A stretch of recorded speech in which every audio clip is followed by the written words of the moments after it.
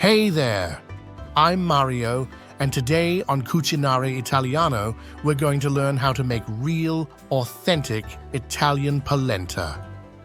But first, don't forget to give this video a thumbs up and subscribe to the channel.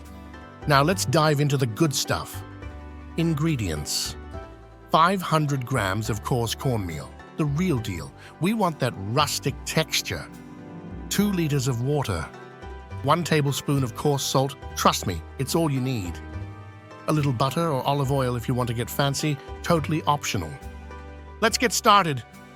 Boil some water. Grab yourself a nice big pot, fill it with 2 liters of water and bring it to a boil. If you've got a copper pot, even better. That's the traditional way, but hey, any good pot will do the job. While you're waiting, throw in that tablespoon of salt to give the water some flavor. Add the cornmeal. Here's the fun part. Once the water is bubbling like crazy, turn the heat down a notch and start adding the cornmeal. But wait, don't just dump it in. We want to sprinkle it in nice and slow, like a gentle rain, while stirring with a whisk or wooden spoon. This is going to help avoid lumps. Nobody likes lumpy polenta, trust me. Stir, stir, stir. Okay, I hope you're ready for a little arm workout because now we're going to cook this beauty for 40 to 50 minutes. Keep it on low heat and stir frequently, especially at the beginning and toward the end. The more love you give it, the better it gets. And hey, if it starts pulling away from the sides of the pot, you know you're doing it right. The grand finale. When the polenta is nice and thick, you've got 2 choices. You can keep it traditional and serve it just like this, or if you're feeling a little extra, stir in a knob of butter or a drizzle of olive oil for that extra creaminess. Either way, you're going to end up with something delicious. Traditional tips. Copper pot. Like I mentioned earlier, the traditional way to cook polenta is in a copper pot. Why? Because copper distributes the heat evenly, which is key when cooking something for a long time over low heat. Firm or soft polenta.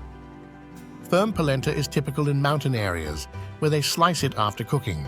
Soft polenta, on the other hand, is perfect when served with a rich sauce like ragu or topped with melted cheese.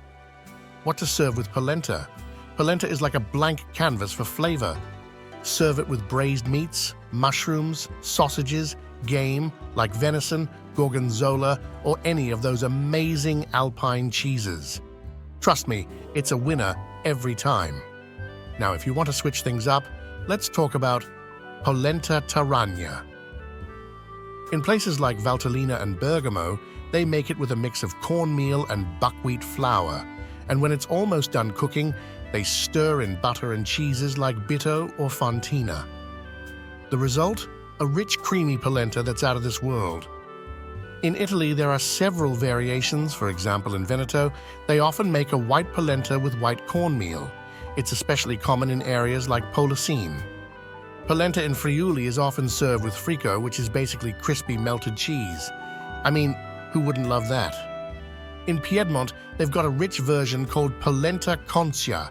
It's loaded with butter and cheese, similar to polenta taragna. Decadent, right?